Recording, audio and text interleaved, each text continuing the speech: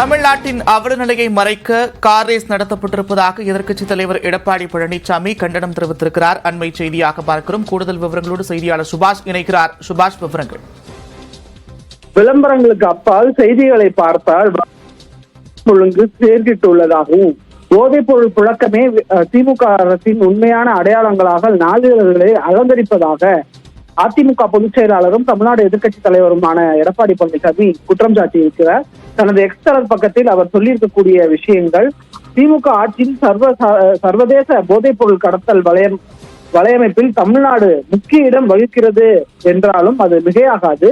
இளைஞர்கள், குறிப்பாக கல்லூரி மாணவர்களிடையே இந்த போதைப் பொருள் பழக்கம் சர்வ சாதாரணமாக புழங்குவதை சமீபத்திய செய்திகள் உணர்த்துகின்றன என்பதையும் அவர் சுட்டிக்காட்டியிருக்கிறார்.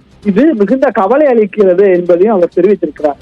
வெளிநாட்டுகளில் போட்டோ சுற்றுகளிலும் ஆடம்பர பகட்டு கார் ரேஸ் மட்டுமே கவனம் செலுத்தி அதன் வர்ணஜாலங்களுக்கிடையே தமிழ்நாட்டின் உண்மை அவல நிலையை மறக்கும் முயற்சியை திமுக அரசுக்கு எனது கண்டனத்தை தெரிவிப்பதாக அதிமுக பொதுச் செயலாளர் எடப்பாடி பழனிசாமி சொல்லியிருக்கிறார்.